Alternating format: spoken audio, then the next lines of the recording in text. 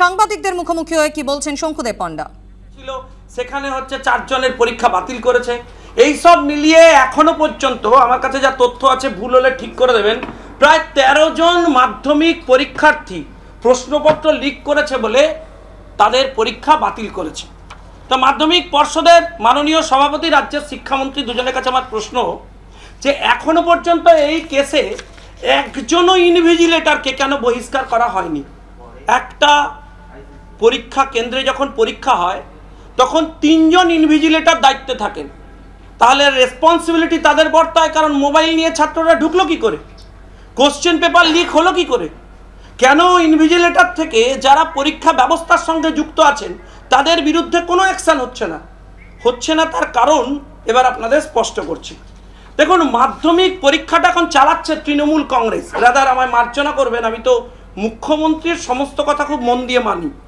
রাজ্যের মুখ্যমন্ত্রী কিছুদিন আগে কমেন্ট করে বলেছেন যে তৃণমূল কংগ্রেসের সিপিএমের কিছু কিছু প্রোডাক্ট ঢুকে পড়েছে যারা নাকি এসব দুর্নীতি করছে। তো 2011-র আগে তিনি লড়াই করছিলেন, তিনি আক্রান্ত হয়েছিলেন, যিনি করেছিলেন তার নাম ঋতব্রত বন্দ্যোপাধ্যায়।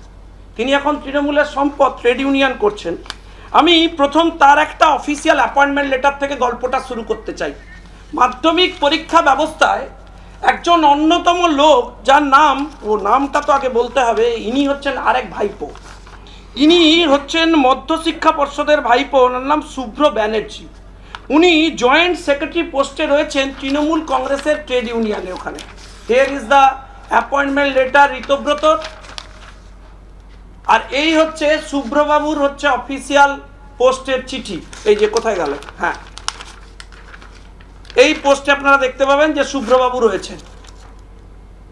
আর এই হচ্ছে ঋতব্রতর অ্যাপয়েন্টমেন্ট লেটার। হলো, এবার হঠাৎ আমি সবাইকে ছেড়ে দিয়ে একে ধরলাম কেন? আপনারা বলবেন যে ভারতীয় জনতা পার্টি করি, কোনো কাজ নেই, সকালবেলা প্রথম থেকেই টার্গেট হচ্ছে সব ছেড়ে দিয়ে তৃণমূল কংগ্রেসকে। মাধ্যমিক পরীক্ষা বলতে বসে হঠাৎ তৃণমূলের গুণগান কেন করছি? দেখুন, মাধ্যমিক পরীক্ষা যখন হয় তখন তার একটা কনফিডেন্সিয়াল সেকশন থাকে। সেই কনফিডেন্সিয়াল সেকশনের পুরো দায়িত্ব মিনিমাম জয়েন্ট সেক্রেটারি লেভেল বা এই ধরনের অফিসারের হাতে থাকে। আমি আপনাদের কনফিডেন্সিয়াল ডকুমেন্টটি দেখাচ্ছি, ভালো করে দেখুন, কপি সার্ভ করে দেবো সবাইকে। এখানে শুভ্রবাবুকে মাধ্যমিক পরীক্ষার কনফিডেন্সিয়াল সেকশনের দায়িত্ব দেওয়া হয়েছে, যিনি একজন অ্যাসিস্ট্যান্ট অফিসার ছাড়া, অফিসারও নন, অ্যাসিস্ট্যান্ট ক্লার্ক ছাড়া কিছু নন। মাধ্যমিক পরীক্ষা নিয়ে ছেলে খেলা এবং পয়সা লোটার ধান্দা শুরু হয়েছে। আমাকে মার্জনা করবে বলতাম না, আমি আর দুটো কেস আপনাদের বলতে চাই, কারণ পর্ষদে কি হচ্ছে আপনাদের জানা দরকার। ধরুন, এই পর্ষদ সরাসরি সরকারকেও মিসলিড করছে। আমার কাছ থেকে কপি নিয়ে যাবেন, পর্ষদ সভাপতির কাছে জানতে চাইবেন যে এই পর্ষদে টোটাল ক্যাজুয়াল স্টাফ কতজন আছেন। কেন জানতে চাইবেন? তার কারণ আছে। আমার কাছে একটা ডকুমেন্ট আছে, আপনাদের দেখাচ্ছি। রাজ্য সরকার পর্ষদের কাছে জানতে চেয়েছিল আপনার পর্ষদে অ্যালোটেড ক্যাজুয়াল স্টাফ কত। উনি জানিয়েছেন ক্যাজুয়াল স্টাফের সংখ্যা 270। 270 জন ক্যাজুয়াল স্টাফের 7টা ক্যাজুয়াল স্টাফের নাম পর্ষদ সভাপতি ফর্মালি প্রেসে ডিসক্লোজ করে দিন। 7 জন ছেড়ে দিন, একজন যিনি অ্যাপ্রুভড ক্যাজুয়াল স্টাফ এখানে কাজ করছেন ডিসক্লোজার দিয়ে দিন। প্রতি মাসে আপনার কাছে টাকা আসছে সরকারের কাছ থেকে, 270 জনের পেমেন্ট কারা নিচ্ছে, কোথায় যাচ্ছে আমি জানতে চাই। Here is the document. K casual staff, কাকে পোস্টিং দিয়েছেন, কার নাম আছে এখানে, ডিসক্লোজ দিন, ডিসক্লোজ করুন, আমরা জানতে চাই। শুনুন, একজন পর্ষদ সভাপতি আগে জেলে, এখন বাকি পর্ষদটা হয়েছে এদের দুর্নীতির আখড়াখানা।